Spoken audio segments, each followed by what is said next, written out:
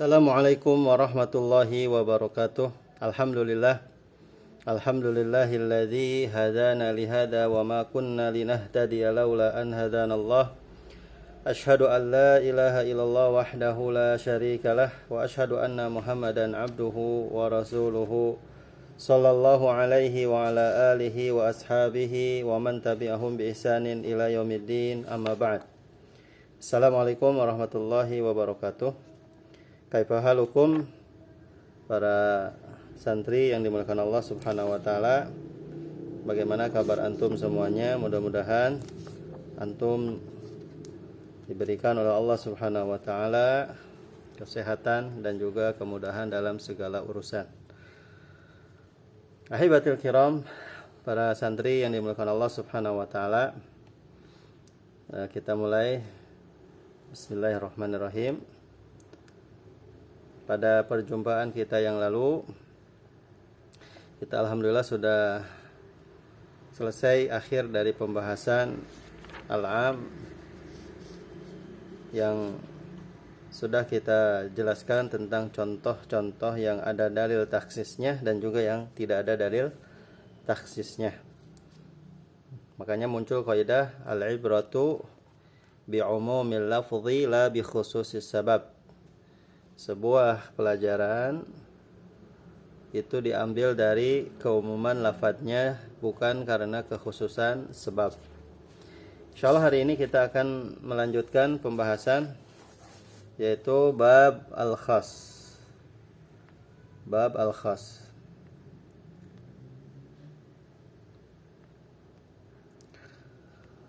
Qala al-mu'allif rahimahullahu ta'ala, al-khasu ta'rifuhu lughatan diddul 'ami wastilahan al-lafdhu ad-dalu 'ala mahsurin bi syakhsin aw 'adadin ka asma'il a'lami wal isyarati wal 'adadi. Fa kharaja bi qawlina 'ala mahsurin al-'amu. Mu'allif mengatakan definisi al-khas secara bahasa adalah kebalikan dari lafadz umum. Sedangkan secara istilah, al-khas adalah al-lafdhu ad-dalu, lafadz yang menunjukkan ala mahsurin, kepada batasan, bisyakhsin, individu atau seseorang, au adadin atau bilangan, ka asma'il a'lami seperti nama-nama orang, wal isyarah, isyarat, wal adad dan jumlah bilangan. Wa kharaja biqaulina, kemudian mengeluarkan perkataan kami, ala mahsurin, kepada batasan adalah al-am, lafadz umum. Mu'allif rahimallahu taala telah mengatakan dalam bab ini al-khas itu adalah kebalikan dari umum. Dan kita tahu bahwasanya lafadz umum secara bahasa adalah asyamil li jami'i afradihi, lafadz yang mencakup bagi semua individu, bagi semua orang. Maka al-khas itu kebalikannya, jadi tidak mencakup kepada semua orang. Maka al-lafdhu ad-dalu ala mahsurin bi syakhsin aw adadin, ini adalah menunjukkan tidak mencakup kepada semua orang. Di dalam pembahasan al-am, maka ini ada kaitannya dengan lafadz khas. Satu sama lain tidak bisa terpisahkan, ya. Nah, kemudian secara istilah tadi dikatakan bahwa al-lafdhu ad-dalu, lafadz ini menunjukkan kepada semua jenis, ya, apa saja, semua jenis yang termasuk kepada lafadz. Mau apa? Mau umum, mau khusus, mau mutlak, mau muqayyad, mau mujmal, mau mubayyan dan lain sebagainya. Ya, maka ini masuk di dalam kata al-lafdhu, lafadz. Kemudian ad-dalu ala mahsurin, lafaz yang menunjukkan kepada batasan. Ini adalah sebagai penjelas dari kata al-lafdu. Lafaz yang bagaimana? Yang menunjukkan, yang membatasi ya kepada batasan. Nah, itu menunjukkan kepada apa? Menunjukkan kepada penjelasan dari kata al-jinsu atau al-lafdu. Ya, jenis bagaimana yang dimaksudkan dari lafaz tersebut. Oh, berarti menunjukkan kepada apa? Menunjukkan kepada batasan. Ya. Kemudian mu'allif rahimallahu taala menyebutkan kalimat bisaksin. Ya, bisaksin ini menunjukkan kepada individu. Jadi maksudnya adalah ayyusakhisin lahu jismun, baik adami atau ghair adami. Jadi setiap apa saja yang memiliki tubuh, baik dari adami ya, dari manusia maupun bukan manusia yang memiliki tubuh, maka ia masuk kepada kalimat bisaksin. Ya. Menunjukkan kepada individu.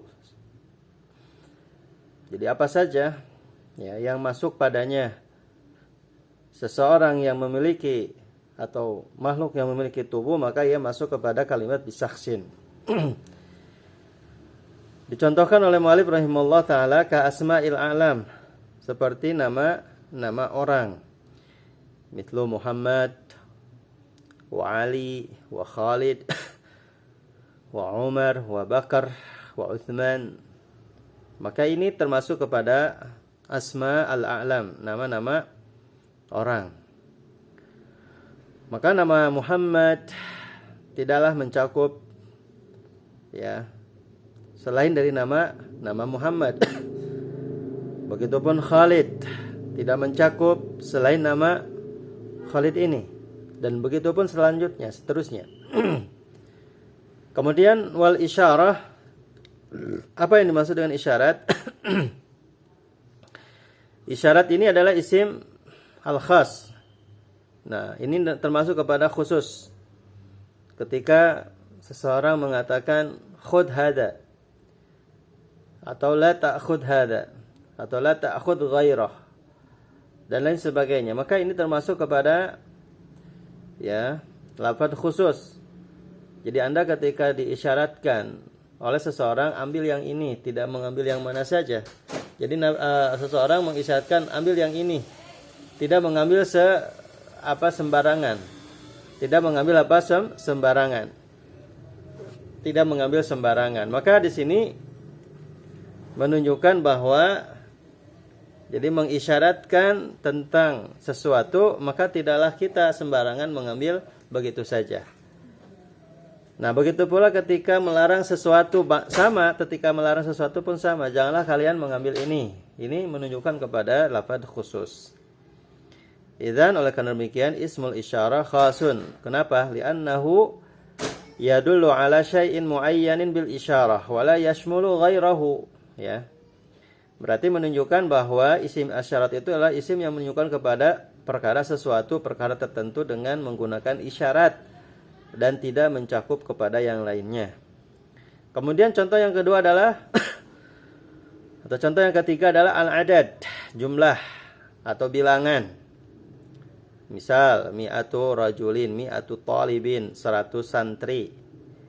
Ya, miliun talibin, 1 juta santri. Maka kalimat ini menunjukkan kepada lafaz khusus. Sekalipun jumlahnya banyak, 1 miliar. Namun itu terbatas, ya, terbatas kepada bilangan. Ketika menyebutkan 1 miliar para santri, maka ada setelah 1 miliar, 1 miliar 1, 1 miliar 2, ya. Maka jumlah bilangan manapun itu ada batasannya. Nah, jadi sekarang kita perhatikan lafaz yang menunjukkan kepada lafaz selain daripada lafaz khusus. Ya, coba perhatikan dalam kalimat ini. Akrim man fil fasli. Akrim man fil fasli. Akrim man fil fasli. Hormatilah oleh kalian ya orang yang ada di kelas itu. Sekarang antum survei di kelas itu ada berapa orang. Tapi kalimat perintahnya adalah akrim. Hormatilah orang yang ada di kelas tersebut. Sekarang kita survei ke kelas, ternyata di kelas cuman hanya ada 5 orang. 5 orang. Tapi kita tanyain, kalimat yang tadi dikatakan itu kalimat khas atau kalimat umum? Kalimat umum. Kalimat umum kenapa? Kenapa? Karena di situ tidak disebutkan batasan jumlah bilangan. Kita nggak tahu ketika di kelas ada 5 orang, kita nggak tahu ketika di kelas ada 10 orang, kita tidak tahu ketika di kelas lebih daripada 10 orang. Atau bahkan mungkin kurang daripada itu. Tapi itu menunjukkan bahwa kalimat akrim man fil fasli beda dengan akrim salasatu talibin fil fasli. Ya, itu beda jauh ya. Kalau yang pertama itu menunjukkan kepada lafaz umum, tandanya adalah ada isim mausul, yaitu ada pada kata man. Kemudian yang kedua itu dibatasi dengan jumlah, yaitu salasah. Nah, itu adalah salah satu contoh ya yang membedakan ya, lafaz umum dan juga lafaz khusus. Kemudian yang selanjutnya fa kharaja biqaulina ala mahsurin al-am. Kemudian mengeluarkan perkataan kami ala mahsurin ya kepada batasan. Yaitu apa? Al-am, umum. Ya, jelas di sini lafaz umum tidak dibatasi, lafaz umum mencakup kepada semua. Jadi jelas di sini kalimat lafdzun jenis sebuah jenis. Kemudian kalimat dallun ala mahsurin itu adalah faslun sebagai perincian atau penjelasan dari kalimat jenis apa yang yang dimaksudkan, yaitu jenis yang menunjukkan kepada batasan. Nah, kemudian yang selanjutnya muallif mengatakan wat takhsisu lughatan diddut ta'mim wastilahan ikhraju ba'di afradil 'am. Nah, kita masuk kepada definisi dulu ya. Kemudian yang selanjutnya takhsis secara bahasa adalah didut ta'mim. Kebalikan dari pengumuman. Ya, sedangkan secara istilah ya, takhsis itu adalah apa? Ikhraj. Mengeluarkan sebagian anggota yang umum. Baik, kita jelaskan dan tidak masuk dulu kepada mukhassis ya, nanti kita jelaskan ta'rif yang kedua dari ta'rif pembahasan khas ya, yaitu takhsis. Apa itu takhsis? Takhsis adalah sama kebalikan juga daripada lafaz ta'mim, yaitu pengumuman. Anda mengatakan misalnya khassasta Umaran bil ata'i. Kemudian Anda mengatakan lagi ammamta al-qauma bil ata'. Ada bedanya enggak? Ulangi. Khassasta Umara ya, Umara atau Umara bil ata'. Ammamta al-qauma bil ata'. Ada bedanya? Ada. Kalau lafaz yang pertama ada kata Umar, kalau lafaz yang kedua ada kata kaum. Nah, di sini jelas berbeda ya. Takhsis didut ta'mim. Kalau yang pertama takhsis, jadi mengkhususkan Umar adalah seorang dermawan, sedangkan yang kedua mengumumkan bahwa kampung itu, kota itu, daerah itu, kaum itu ya disifati dengan dermawan. Nah, itu adalah perbedaan antara kata takhsis dengan ta'mim. Kemudian secara istilah satu lagi dari pembahasan kita di pertemuan yang ke-8 ini. Kemudian yang kedua adalah istilahan. Secara istilah itu adalah apa? Dari takhsis ikhraju ba'di afradil 'am. Mengeluarkan sebagian anggota yang umum. Mengeluarkan sebagian apa? Anggota yang umum. Apa maksudnya dari kalimat ini? Di sini dikatakan bahwa ya, di sini dikatakan apa? Lafaz umum ikhraj, ya, mengeluarkan, artinya adalah apa? Kita tidak mengatakan zikru, menyebutkan, namun kita mengartikan ikhraj atau mendefinisikan ikhraj. Ya, jadi ini harus diperhatikan titik lafaz atau titik penyebutan di sini. Ya, kita tidak mengatakan dikru tapi mengatakan ikhraj. Ya, berbeda ya antara menyebutkan dengan mengeluarkan. Ya, kalau mengeluarkan kalau mengeluarkan berarti dia bukan berarti yang lainnya tidak masuk. Tapi kalau menyebutkan berarti yang lainnya enggak masuk, ya. Nah, kita ambil salah satu contohnya. Hafiz ala salawat. Dengan hafiz ala salatil asri. Ya. Hafiz, jagalah oleh kalian salat. Dan yang kedua, jagalah oleh kalian salat asar. Nah, sekarang jagalah oleh kalian salat, maka ini termasuk kepada lafaz umum. Namun kalau kita mengatakan jagalah oleh kalian salat asar, maknanya apakah ini dzikru ataukah ikhraj? Ya. Kalau dzikru, tadi ya kebalik. Kalau dzikru berarti dia, ya, bukan berarti yang lainnya enggak masuk. Tetap masuk. Sedangkan kalau ikhraj dia betul-betul mengeluarkan. Ya, jadi yang lainnya enggak masuk, gitu ya. Maka di sini kalimat hafiz ala salatil asar itu adalah khas, bukan takhsis. Kenapa? Karena yang saya jaga bukan salat asar saja, walaupun kalimat perintahnya adalah apa? Kalimat perintah menjaga salat asar. Tapi bukan berarti maknanya salat selain salat asar enggak dijaga. Berarti menunjukkan kalimat hafiz ala salatil asar itu menunjukkan apa? I'tina, menunjukkan harus diperhatikan lagi salat asarnya. Harus diperhatikan lagi salat asarnya, ya. Nah, ini yang dimaksud dengan apa? Yang dimaksud dengan az-zikru dengan apa? Ikhraj. Ya, yang dimaksud dengan zikru dengan apa? Ikhraj. Sekarang mana yang masuk kepada contoh apa? Ikhraj. Contohnya apa? Misalkan qama Zaidun. Qama Zaidun. Qama Zaidun ini adalah apa? Lafaz khusus. Namun ketika kita mengatakan akrim at-talabah illa Zaidan, hormatilah oleh kalian semua para santri kecuali Zaid. Nah, maka Zaid ini itu mengikhraj dari semua atau dari sekian santri yang ada. Jadi Zaid ini adalah salah satu ikhraj. Jadi mengecualikan, mengeluarkan dari sekian banyak para santri yang yang tidak diikram, yang tidak dihormati. Maka ini termasuk kepada takhsis, ya.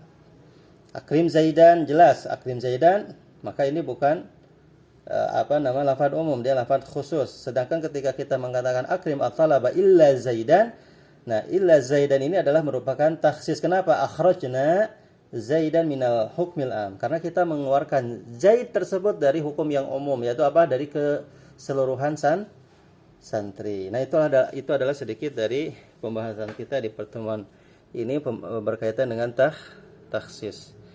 Ya, itu diantaranya para santri yang dimuliakan Allah Subhanahu Wa Taala, dan ini adalah tasjir ataupun berbentuk bagan, ya, dari pembahasan al-khas. Bisa antum lihat di sini pembahasannya lumayan panjang juga, ya, berkaitan dengan al-khas. Nah, kemudian selanjutnya, ya, kita kita tutup dengan ucapan alhamdulillah, pertemuan kita yang ke-8 sudah selesai. Dan sebelum Ustaz akhiri dengan doa kafaratul majlis, ya, sudah sering kita mendengar kalimat ini, ya, al-ilmu bila amalin kasyajari bila thamarin. Ilmu tanpa diamalkan ibarat pokok itu adalah pohon yang tidak berbuah. Tapi itu saja yang bisa Ustaz sampaikan. Jazakumullah ala husni istimaikum wa barakallahu fikum.